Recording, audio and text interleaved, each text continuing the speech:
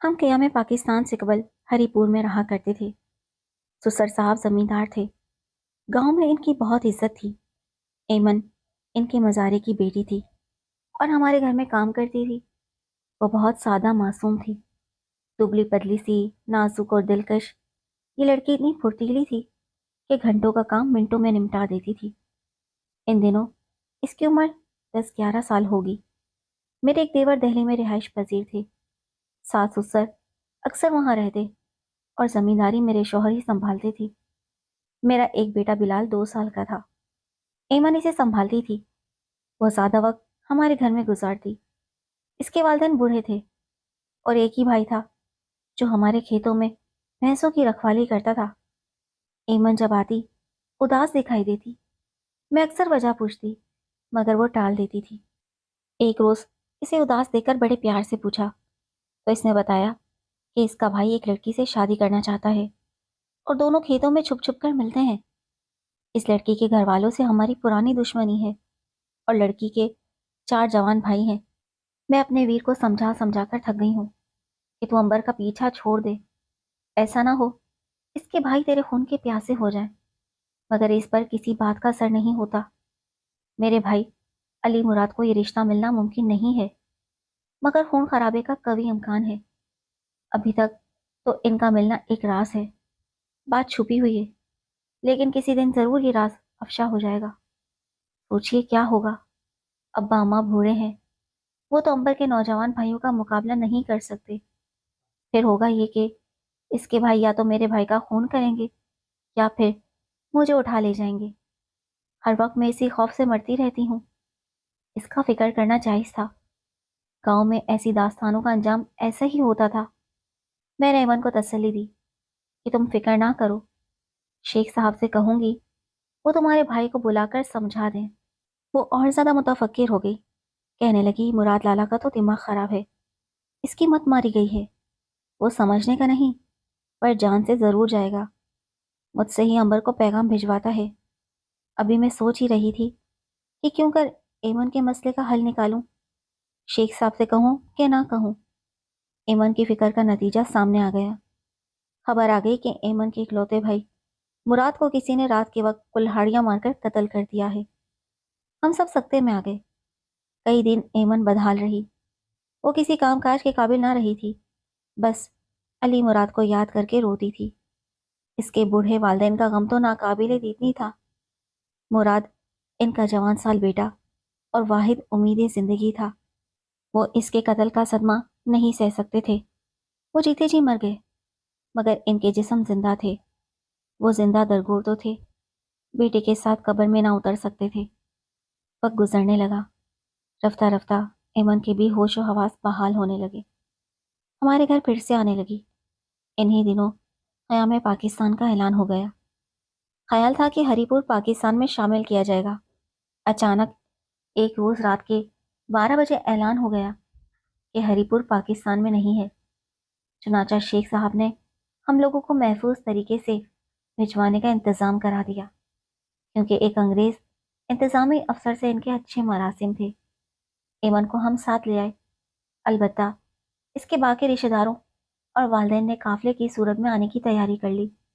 ایمن کا کنبہ قافلے کے ہمراہ رات کو پین کی سمت روانہ ہو گیا، مگر بلوائیوں کے ہاتھوں آدھے رستے میں یہ سارا قافلہ قتل ہو گیا۔ صرف ایک شخص بچ گیا جو زخمی ہو کر گرا اور بے ہوش ہو گیا، تو بلوائیوں نے اسے مردہ جان کر چھوڑ دیا۔ نہ جانے کب اسے ہوش آیا اور کس طرح وہ پاکستان میں آیا۔ ایک روز اتفاق سے اس کی مدبھیڑ شیخ صاحب سے ہوئی۔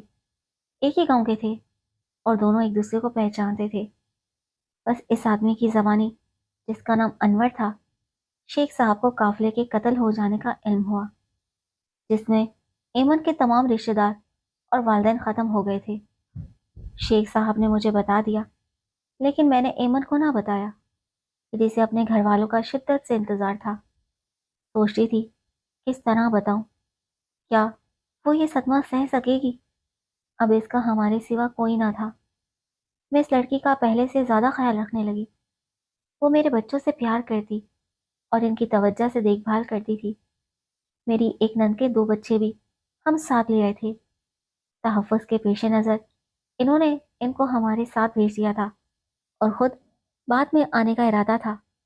نند کی بیٹی زبیدہ ایمن کی ہم عمر تھی، دونوں 12-13 برس کی تھیں، جبکہ زبیدہ کا بھائی ارسلان اس سے 2 برس بڑا تھا۔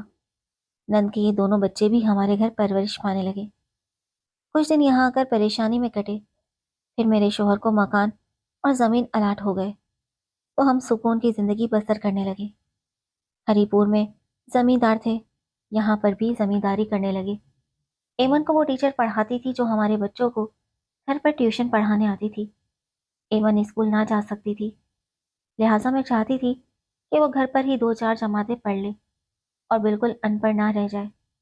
ایمن ذہین تھی، توجہ سے آدھا گھنٹہ پڑھتی اور یوں گھر میں ہی اس نے 8ویں کا کورس ختم کر لیا، تو ہم نے بطور پرائیویٹ طالبہ اسے مڈل کا امتحان دلوا دیا۔ لاہور بورڈ سے اسے مڈل کی سند مل گئی۔ وہ میٹرک کرنا چاہتی تھی، مگر سابقہ ٹیوٹر خاتون کی شادی ہو گئی اور دوسری کوئی مناسب ٹیوٹر نہ ملی جو گھر آ کر پڑھاتی۔ بچوں کی ذمہ داریوں میں الجھ کر میں نے اس کے لیے تردد نہ کیا اور اس کی میٹرک کرنے کی جو آرزو ادھوری رہ گئی تھی بعد میں پوری ہوئی۔ میری نند کا بیٹا ارسلان اب جوان تھا اور وہ انجینئرنگ کر رہا تھا۔ یہ لڑکا ایمن اور زبیدہ سے 2 برس بڑا تھا۔ کچھ دنوں سے میں یہ محسوس کر رہی تھی کہ وہ ایمن میں دلچسپی لینے لگا ہے۔ مجھ کو یہ بات خوفزدہ کر گئی کیونکہ شیخ صاحب سے ڈرتی تھی۔ کچھ بھی صحیح، وہ تھے زمیندار ذہن کے آدمی، اور ایمن کو گرچہ ہم نے اولاد کی طرح رکھا تاہم وہ تھی تو ایک غریب مزارے کی اولاد۔ اس کا ہمارے خاندان سے جوڑ نہیں بنتا تھا۔ سمجھا بجھا کر میں شیخ صاحب کو راضی کر لیتی تو بھی ایسا ممکن نہ تھا، کیونکہ زبیدہ اور ارسلان کے ماں باپ انڈیا سے ہجرت کر کے نہیں آئے تھے اور اب ان کے بچوں کی تقدیر کا فیصلہ ہم ہی نے کرنا تھا۔ شیخ صاحب کا خیال تھا کہ وہ زبیدہ کی شادی اپنے بیٹے بلال سے کریں گے اور ارسلان کی شادی ہماری صاحبزادی فاطمہ سے ہوگی۔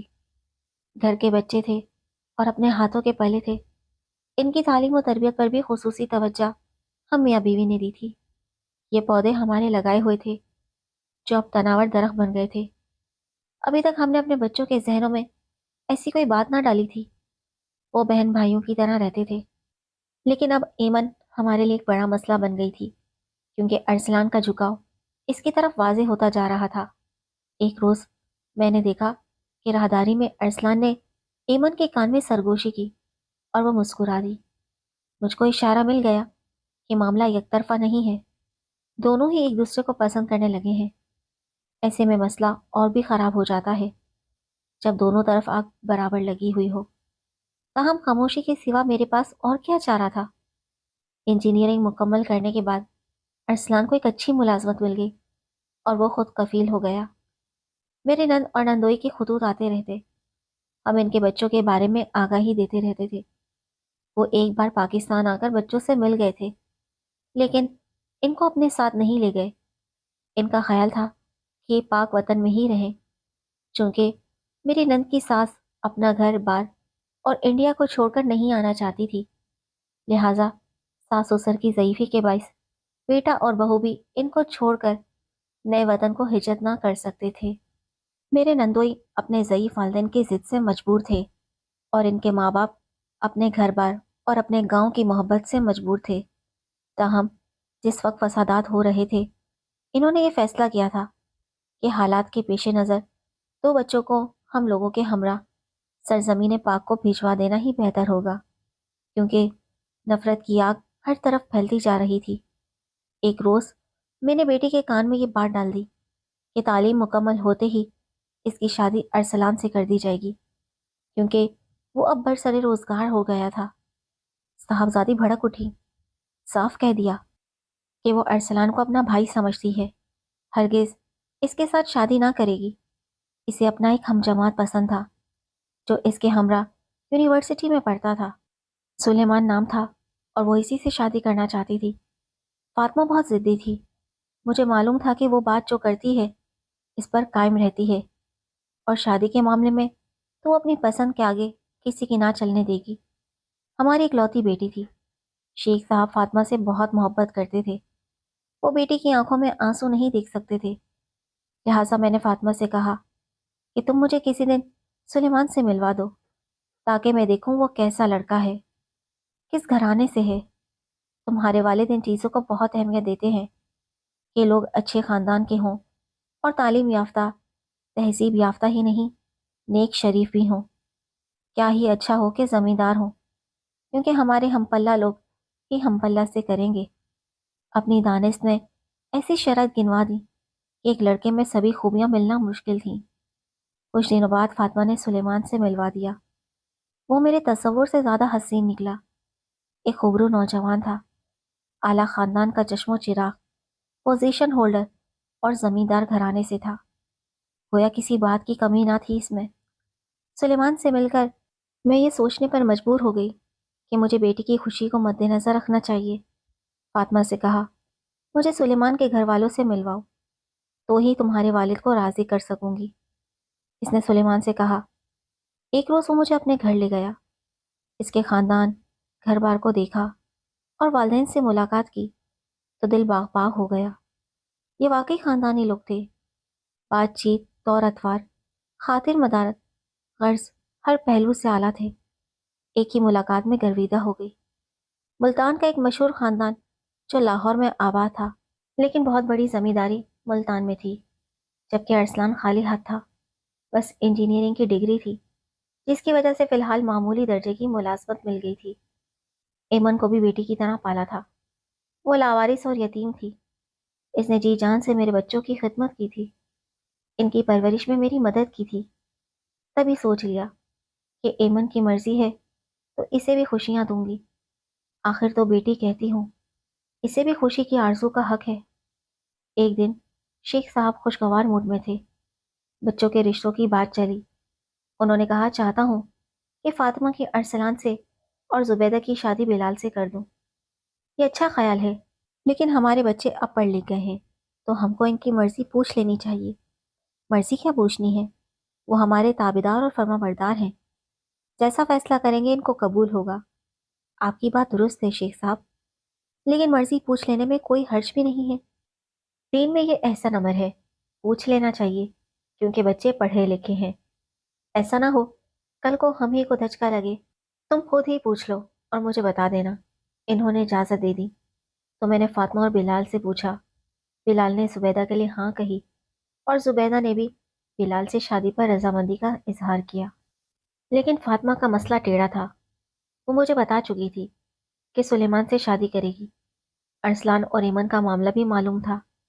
ایک روز طریقے سے شیخ صاحب سے تمام باتیں گوش گزار کر دی۔ پہلے تو وہ کچھ حیران ہو گئے، پھر جب میں نے دلائل دیے اور سلیمان کے گھر والوں سے ایک بار ملاقات کے لیے اصرار کیا تو راضی ہو گئے۔ شیخ صاحب سلیمان کے والد سے مل کر خوش ہو گئے۔ دونوں کی دلچسپیاں اور امور زندگی مشترکہ تھے۔ زمینداری میں خوشحالی کے اسرار و رموز جانتے تھے۔ انہوں نے بیٹی کا رشتہ سلیمان سے منظور کر لیا۔ تب بہت بڑی الجھن دور ہو گئی۔ میں نے فاطمہ کو سلیمان سے اور زبیدہ کو بلال سے بیاہ دیا۔ اب ایمن اور ارسلان رہ گئے۔ اس رشتے پر میں راضی تھی، لیکن شیخ صاحب پریشان تھے۔ ارسلان کے والدین ابھی حیات تھے اور ہری پور میں ہی رہتے تھے۔ اس کا ایک بڑا بھائی فیروز بھی وہاں والدین کے ہمراہ قیام پذیر تھا۔ شوہر صاحب کا کہنا تھا کہ بہن اور بہنوئی کی رضامندی کے بغیر ایمن سے بھانجے کا رشتہ نہیں کر سکتا، کیونکہ ایمن کی ذات مرتبے کا فرق ہے اور وہ ہمارے مزارے کی بیٹی ہے۔ ممکن ہے یہ بات ارسلان کے والدین کے لیے ناقابل قبول ہو۔ انہوں نے بہن اور بہنوئی کو حالات سے آگاہ کیا اور پاکستان آنے کا لکھا۔ وہ لوگ چونکہ ایمن کے خاندان کو جانتے تھے اور اس کے پس منظر سے واقف تھے، اس رشتے پر راضی نہ تھے۔ بیٹے کو سمجھانے نہیں آ سکتے تھے۔ اپنے بڑے بیٹے کو بھیجا۔ فیروز نے پاکستان آ کر ارسلان کو سمجھایا کہ تمہارے لیے ایمن کا رشتہ موزوں نہیں ہے۔ ہم خاندانی لوگ ہیں، جدی پشتی زمیندار ہیں۔ یہ ہماری روایت کے خلاف ہے۔ اگر چاہو تو تمہارا رشتہ ہم پلہ گھرانے میں ہو سکتا ہے۔ ہری پور میں رشتہ کر لو۔ والدین یوں بھی تم سے ملنے کے آرزومند ہیں۔ ارسلان راضی نہ ہوا۔ وہ نئے زمانے کا روشن خیال اور تعلیم یافتہ نوجوان تھا۔ اس نے کہا، والدین کی خدمت میں ضرور حاضری دوں گا۔ ابھی نئی نئی ملازمت ہے، چھٹی فوری طور پر نہیں ملے گی۔ جب چھٹی ملے گی آ جاؤں گا، لیکن والدین سے عرض کر دیں میری جانب سے کہ میں ایمن سے ہی شادی کروں گا۔ اگر وہ راضی نہیں ہے تب بھی معذرت خواہ ہوں، وہ بے سہارا لاوارث ہے، اور امید دلا کر میں پھر اس کے دل کو ٹھیس نہیں پہنچاؤں گا۔ فیروز نے لاکھ سمجھایا، ارسلان نہ مانا۔ وہ نا امید ہو کر واپس چلا گیا۔ ارسلان کی مرضی سے شیخ صاحب نے بہن اور بہنوئی کی مرضی کے خلاف بھانجے کی شادی ایمن سے کرا دی۔ جب شادی کی خبر میری نند آصفہ خانم کو ملی، وہ بہو دیکھنے کو انڈیا سے پاکستان آ گئی۔ دراصل بیٹے کو کہنے آئی کہ یہ تم نے کیا کر دیا، اپنے خاندانی نوکر کی لڑکی کو اپنا لیا، گویا مخمل میں ٹاٹ کا پیوند لگا دیا۔ آتے ہی وہ بیٹے کو لان تان کرنے لگی۔ ایمن کو بھی منہ نہ لگایا، دل میں بڑے خطرناک عزائم لے کر آئی تھی۔ انہوں نے میرا جینا حرام کر دیا کہ بچے تمہاری سپردگی میں دیے تھے، اور تم نے نوکرانی سے میرے بیٹے کی قسمت پھوڑ دی۔ 6 ماہ رہیں، اس دوران دن رات ایمن کو برا بھلا کہتی اور گالیوں سے تواضع کرتی۔ ہمارے گھر کا سکون برباد ہو گیا۔ مجھے کہتی تھی کہ میرے بیٹے کا نکاح کیا ہے، اپنی بیٹی کو بڑے زمیندار میں بیاہ دیا۔ میں حیران تھی یہ کیسی خاتون ہے، جبکہ میں نے ان کے بچوں کی پرورش کی اور پڑھا لکھا کر کسی قابل بنایا۔ ان کی ساری ذمہ داری ایک ماں کی طرح پوری کرتی رہی، جبکہ انہوں نے بچوں کو پاکستان بھیج کر ان کی پھر خبر نہ لی۔ میں نے اور شیخ صاحب نے اپنے اور ان کے بچوں میں کوئی فرق روا نہ رکھا تھا، اور آج اس احسان کا ہم کو یہ ایسا صلہ دے رہی تھی۔ بہرحال ان کے ویزے کی مدت ختم ہوئی تو یہ واپس چلی گئی، اور ہم نے شکر ادا کیا۔ بیچاری ایمن جو ہر وقت ڈری سہمی رہتی تھی، اس نے بھی خدا کا شکر ادا کیا۔ سنتی آئی تھی کہ بخت اور دولت مرد کو بیوی کے نصیب سے ملتی ہے۔ ایمن کا نصیب شادی کے بعد جاگ اٹھا تھا۔ چند سال ارسلان نے کم تنخواہ میں گزارا کیا، پھر اسے ایک ملٹی نیشنل کمپنی میں جاب مل گئی۔ ترقی ہوئی، تنخواہ میں اضافہ ہوا، اور وقت کے ساتھ ساتھ تجربے نے اسے سونے سے کندن بنا دیا۔ اسے بیرون ملک ملازمت کا چانس مل گیا، پہلے سعودی عربیہ اور پھر یورپ چلا گیا۔ آج ایمن اپنے بچوں کے ساتھ انگلینڈ میں رہتی ہے۔ وہ لوگ وہاں کے امرا میں شمار ہوتے ہیں۔ ایک بڑی تعمیراتی کمپنی میں ارسلان بطور انجینئر کام کرتا رہا، اور اب اس کی اپنی کمپنی ہے جو دوسرے ممالک میں بھی بڑے پروجیکٹ پر کام کرتی ہے۔ یہ انسان کی اپنی قسمت ہوتی ہے کہ اسے کیا سے کیا مل جاتا ہے، ایسی اچھی زندگی اور شاندار مستقبل کہ جس کے بارے میں کبھی سوچا بھی نہ ہو۔ کون جانتا تھا وہ ڈری سہمی ایمن جو ہر وقت اداس رہتی اور میرے بچوں کو تیار کر کے اسکول بھیجا کرتی تھی، ان کے یونیفارم دھوتی اور کپڑے استری کیا کرتی، ان کے جوتے پالش کرتی تھی، وہ آج انگلینڈ میں بھی ملازم اور ڈرائیور رکھ سکتی ہے، جہاں لوگ نوکر رکھنے کا تصور نہیں کر سکتے۔ وہاں وہ ایک شاندار گھر میں رہتی ہے۔ اس وقت جب ہم انڈیا سے ہجرت کر کے آ رہے تھے، ہمارے ساتھ ایک حفاظتی دستہ آیا تھا۔ ایمن کی عمر صرف 12 برس تھی، اور ہری پور میں ہر طرف فسادات کی آگ پھیل رہی تھی۔ اگر میں اس بچی کو ساتھ نہ لاتی تو شاید وہ بھی اپنے رشتہ داروں اور ماں باپ کے ساتھ فسادات میں آ جاتی۔ لیکن اس کی زندگی باقی اور خوش نصیبی بھی اس کی منتظر تھی کہ ایمن کے والدین نے اسے ہمارے ساتھ سرزمین پاک کی طرف ہجرت کرنے کی اجازت دے دی۔ جب بھی پاکستان کی تاریخ لکھی جائے گی، ایسے کئی واقعات رقم ہوں گے جب فسادات کی آگ نے نہ جانے کتنے گھروں کو راکھ کیا تھا۔ کتنی ہی ایمن جیسی دو شیزائیں اپنی عصمت اور زندگی سے محروم ہوئی تھی۔ سچ ہے، آزادی بڑی نعمت ہے، لیکن اس کی قیمت بہت بھاری ادا کرنی پڑتی ہے۔ آزادی کے متوالوں کو گھر بار، زمین، زندگی، اولاد، اپنی عزتیں اور عظمتیں سبھی کچھ قربان کرنا پڑتا ہے، تب ایک وطن اور آزادی کی مراد حاصل ہوتی ہے۔